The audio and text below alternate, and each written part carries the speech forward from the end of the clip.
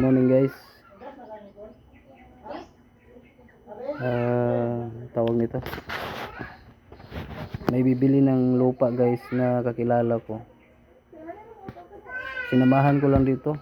Baka magustuhan niya ba no? So hinihintay ko pa siya kasi nasa bahay pa eh. Kahapon guys, pumunta ako dito. Kaso lang hindi ko siya na hindi ko naabutan kasi alas 4 na pala ng hapon siya guys. Pero nagbisikleta nga ako guys, ayan malapit naman to sa amin guys. Ito yung area guys ay wait lang. Ito yung area guys na parang doon daw yun. Nung dati kasi guys, binigyan niya na ako ng number. Kaso lang nawala ko yung number niya guys. So pagpasensyahan niya itong video ko guys no, na ito lang yung makontent ko. Kasi pupunta pa kasi kami doon sa kasama ko yung may-ari ng lupa dyan. Pupuntahan namin yung babae na bibili ng lupa guys, para makita niya ba. Kung hindi naman kami makapunta doon, pipicturean ko na lang yan, bibidyohan. Pagkatapos pakita ko sa kanya kasi yung bahay nila kasi doon is yun, anak niya yung anak niya yung magtira ba. Sa ngayon sila pa yung kasama pa siya doon sa pagtira ng bahay. Kaso lang ang gusto kasing mangyari ng mama niya, nagbili siya sa kanya. So ito nga, kasi itong lupa na to guys, matagal na daw itong ibinta ng may-ari. Naghahanap siya. So nagkita naman kami dito 1 year from now na guys. Kaso lang na busy ako sa trabaho guys no, hindi ko siya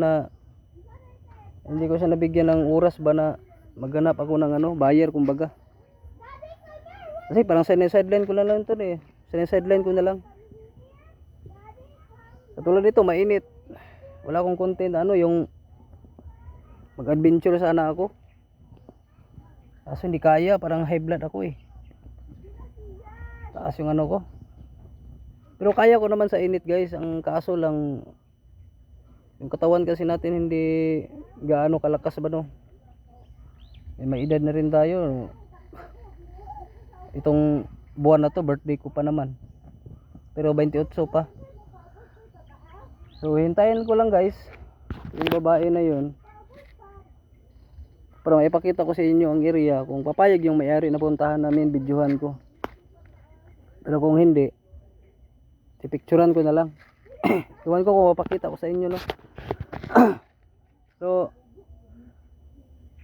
ipakita ko pa rin kasi para malaman nyo rin na totoo yung sinasabi ko. Kasi may ginagawa yung ito yung pala niya, yung bahay ng parang rin to guys, parang pamangkin niya or kumbaga parente ba. So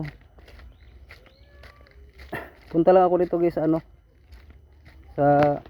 ayan yung palabas ng daan, palabas ng daan ba. Dito kasi ako pumasok kanina So ang area pala guys ito, pero hindi ko muna pupunta doon para hintayin ko pa yung may-ari para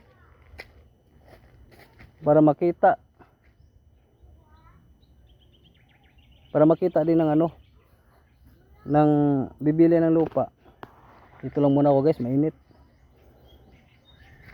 Papakita ko guys yun guys diyan papuntang yung bibili ng lupa, pero doon pa yun guys sa unahan. Tingnan natin kung anong oras siya makarating dito.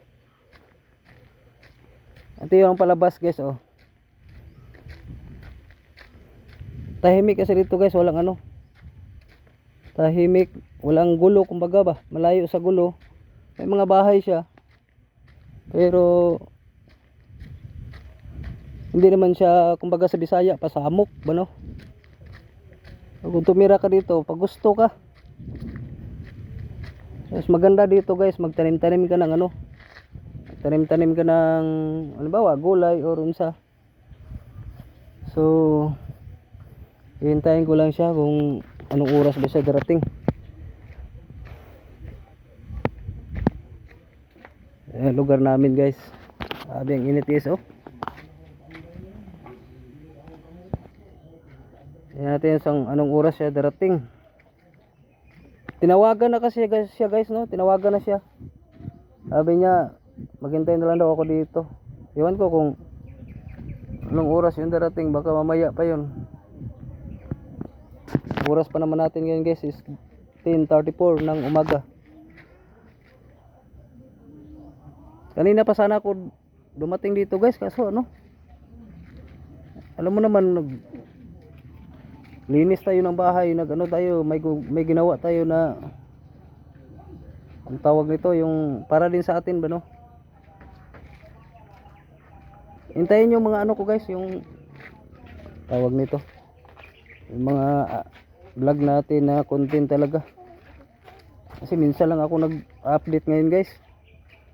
Nagsimula kasi ako mag-vlog mga 2023 guys, kaso lang hindi ako, kumbaga saglit-saglit lang yung vlog natin, hindi talaga ako nagano kasi meron naman tayong trabaho no.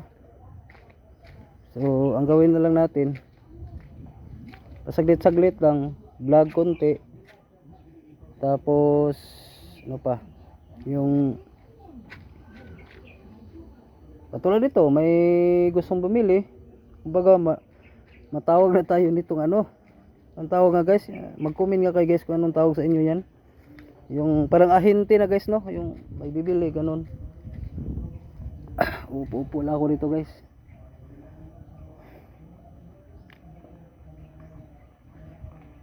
Ang init kasi ngayon eh. Ano bang araw ngayon? Wait lang guys, tingnan ko yung araw. Martes pala. Wala pa si Kwan? Si Swave? Wala pa. Taga, di ba itong taga ano? Taga Minanga? Itong taga Minanga, Tigulang ba? Wala pa. O, gipatawagan naman ako. Dugay man. Ano, tulato na ako siguro dali? Oo. Di na naman, gitawagan naman. Giulat na ako dali ba? So, yun guys. Anong tawag nito? Yeah, abangan nyo pala yung vlog ko guys na ano. Talagang po-focus na ako sa ano, sa content ko kasi ang content ko naman guys, mukbang ba, tsaka adventure, tsaka yung fishing guys. Kaso lang wala na kasi ako ano dito guys, mapakita sa inyo no na content na ano. Mag-adventure sana tayo ng mga ano, yung mga malalaking talaba, ganun ba no? Kasi itong lugar namin guys, medyo bugbog sarado na, kumbaga marami ng gumagawa ng mga hindi maganda sa dagat ba. Kaya yung mga isda na sitakbuhan, yung mga malalaking kinason, kinukuha na, kahit maliit pa, kinukuha na nila guys. Ang gusto ko sana mangyari, katulad nung nangyari sa ibang lugar guys, na hindi sila inabuso yung mga ganyan ba no, yung mga maliliit ibabalik, malalaki yung kunin, ganun lang.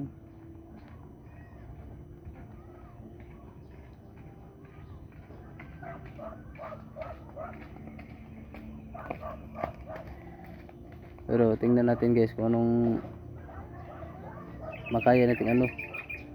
Ibigyan ko kayo ng mga vlog na ganyan guys, na gagawin ko talaga. Kaso ngayon hindi pa. Busy pa kasi ako eh. Babalikan natin yung vlog natin. Yung mga video ko naman sa YT na in-upload ko guys, hindi naman siya content, kumbaga share lang ba. So pagpasensyahan nyo na no, kasi hindi ako talaga kumagawa, kasi kapag may pumupunta sa bahay na ganito, tapos itong vlog naman, hindi naman bago lang tayo sa vlog, Hindi naman siguro mag million views yung ano natin. O mag-trending.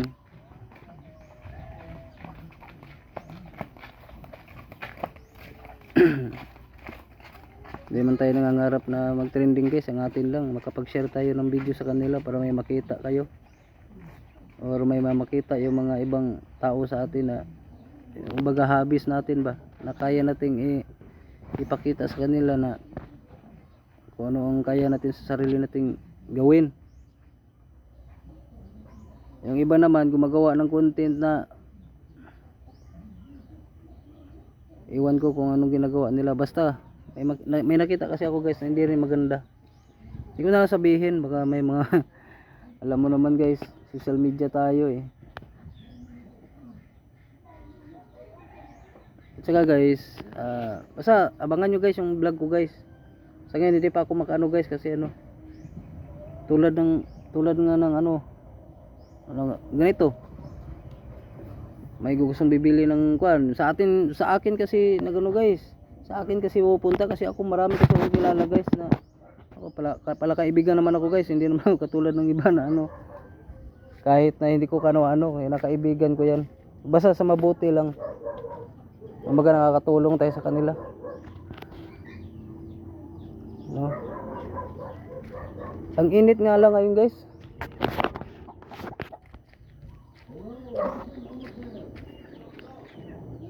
Hintayin ko na lang siya dito guys. Ayun guys, mamaya na guys, i-update ko kayo guys kapag mayroon na andito na siya. So yun guys, update ko kayo, wala pa siya. Tayo natin.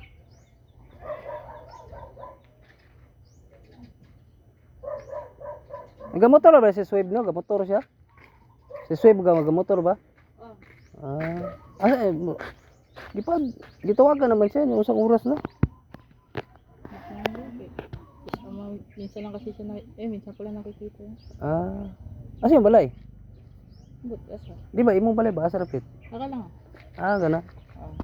Magparenter mo dire tanan. Ang parente niya itong asawa sa bayo ni kuya. Taga ano din na sila, tawag ni. Di sa may Amaw. Muslim po ka? Mo mo nang ipakita yung area sa kuha katong niagin tuig, katong dito ba? Dito? Oo. Niagin na busy manggo, abigin ako na halin na. Wala man, di man kami kabalwa ang kel na ginabaligya man. Kasi man to nagkuan sa kuha gitawagan ko gikuan ako njag number diri tagaan ko niya kay papangitaon lagi daw ko. Ako dagan pa ko kaila, problema lang katumugong ni aging tuig. Wala na ko siya nakasikaso kay busy pud biya ko. Wala karon na po ako na balaan sa kuno na ba nga. May kaila. Napo koy kaila dito nga. Nanginahanglan siya yuta pud ba. So, ginahulat ako siya kung kan kay sabayon ako siya dito kay para maistorya pud sa babae. Pero nako may yapon na number ko ya. Di gipatawagan na ako sa iya ha. Kay di man pud niya ihatag ang number. Sigurado po, kabalo biya karon sa panahon. Ako di man ko miingon siya nga di siya mahatag, di man po ko mamilit. Ano ra man na. Wala to na ko siya. Wala to lang. Sala pamahaw pa na. Pamahaw pa. Sige. Ara oy, baligya do na. Motor ba?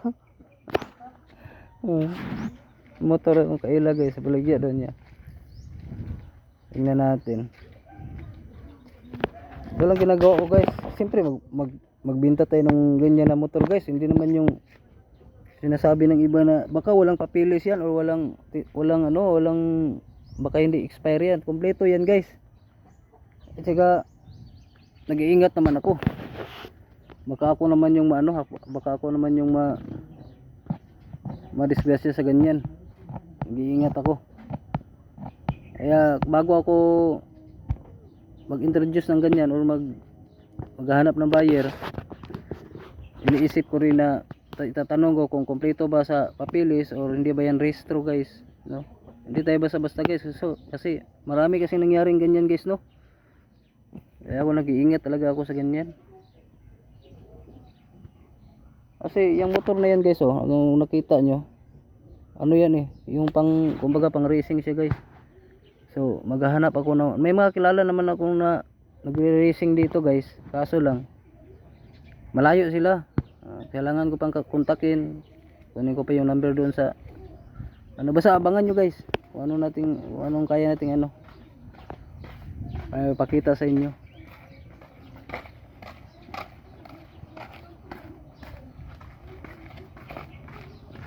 Ito kasing area guys,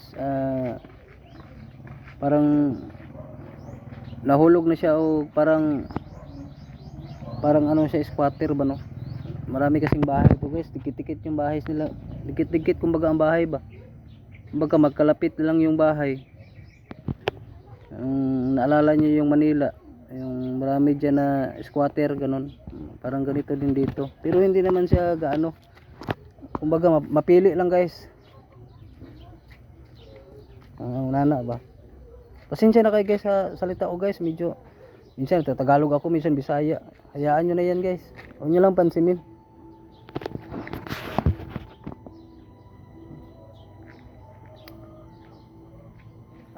Probinsya kasi ito guys, no, parang bilong na siya sa probinsya, pero city ito guys, bilong siya sa city.